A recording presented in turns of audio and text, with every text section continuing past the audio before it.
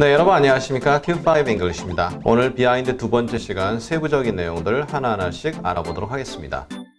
먼저 첫 번째 예문 보시면요. I'll leave no one behind. leave behind 하면 누구를 뒤에 남기고 온다 이런 내용인데요. 여러 가지 상황에서 쓰일 수 있겠죠. 그런데 어떤 군대라고 한번 생각해 보죠.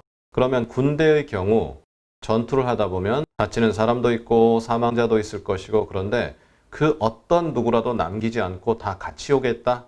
그러한 내용이 될 수도 있죠.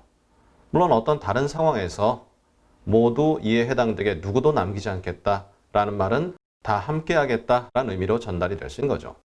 그 다음 문장입니다. His supporters flocked behind him. 그를 지지하는 사람들이 flocked 했다라는 건 모였다라고 번역이 되는데요. 이것은 새의 무리를 의미할 때 원래 flock이라고 쓰기도 하지만 이러한 상황 한번 생각해 보세요. 마트에서 예를 들어 소고기를 30분 한정 엄청나게 싼 값으로 팝니다. 그러면 사람들이 막 몰리죠. 그러한 느낌이 flock이에요. 그런 것처럼 그를 후원하는 지지하는 사람들이 그를 뒤에서 모였다. 이게 뭐죠? 그를 뒤에서 모였다는 게 그를 결국 후원하기 위해서 지지하기 위해서 몰렸다 그 말이죠. 그를 든든하게 지켜주고 받쳐준다 그런 느낌 들어가죠. 그 다음 문장입니다. This thing goes behind your neck. 이게 뭐죠? 이것이 무엇인지는 문맥, 그 상황에 따라 다르겠지만 go behind 누구누구's neck 그러면 목을 쭉 돌아 뒤로 간다? 결국 착용할 때 목에다 착용한다. 그럴 수 있다는 얘기죠. 예를 들어 목걸이 아니면 어떤 마스크 같은 걸 착용하는데 뒤에서 이렇게 조여야 되는데 그 조여지는 부분이 목이다. 이렇게 될 수 있는 거죠. 그 다음 문장입니다. He's behind bars. 그는 뒤에 있다.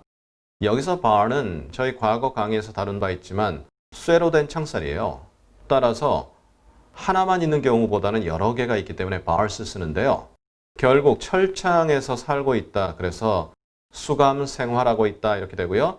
철창이 앞에 있고 그 사람이 뒤에 있게 되는 그러한 위치 관계가 만들어지죠. 그 다음 문장입니다. It's no wonder that we fell behind in school. No wonder 하다라면 너무나 당연한 것이다. 궁금한 사실이 아니다. 너무나 자명하다 이거죠. 뭐가요? 우리가 fell behind 하면 뒤처졌다. 예를 들어 진도도 될 수 있고요. 아니면 학업 성취도라든가 등등 여러 면에서 앞서가는 사람들이 있으면 뒤처져 버리는 거죠. In school, 학교에서. 앞뒤 문맥이 있으면 좀 더 확실한 의미가 이해가 되겠죠. 그 다음 문장입니다. I fall behind on my mortgage payment. fall behind, 뒤처지는데요. 무엇이요? mortgage라는 것은 주택담보대출, 그러면 payment는 지불. 그래서 결국 주택담보대출로 빌린 돈 상환해야 되는데요. 매달 상환한다라고 친다면 fall behind on my mortgage payment. 그러면 매달 내야 되는 돈이 조금씩 밀려 지금 뒤처졌다. 즉 몇 달 못 갚고 있다. 몇 달이 될 수도 있고요. 상황에 따라서는 좀 더 길게 될 수도 있고 한두 달이 될 수도 있고요. 좌우간 내야 되는 돈을 지금 못 내서 뒤처졌다. 그런 느낌이고요. fall behind on 이렇게. 그래서 fall behind my mortgage loan 하면 R는 들을 수 있지만 원어민이라면 그렇게 안 쓰겠죠. fall behind on payments. 그래서 내야 되는 돈에 있어서 내지 못하고 밀렸다. 이렇게 이해가 되는 거죠. 그 다음 오늘의 마지막 문장인데요. I'm not that far behind. 나는 그렇게 멀리 뒤처져 있지 않아. 대략 이해되십니까? 진짜 물리적 거리로서 어떤 단체와 산행을 가는데 내가 뒤처져 있다. 하지만 그렇게 멀리 뒤처져 있지 않다라는 느낌도 되고요. 두 번째로는 어떤 사회적인 상황.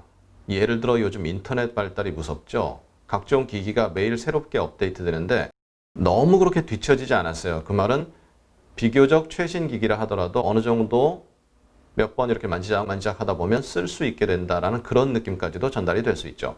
물론 far behind 해버리면 많이 뒤처졌다 이렇게 되겠죠. 자, 이렇게 해서 오늘 여러분과 함께 behind 두 번째 시간 생각보다 의미가 많습니다. 그리고 다양하거든요. 자세히 그 내용을 보시되 기본 의미는 동일하다는 거 항상 생각해 주시면 좋겠고요. 우리 다음 시간에도 behind로 만들어지는 표현은 많이 있습니다.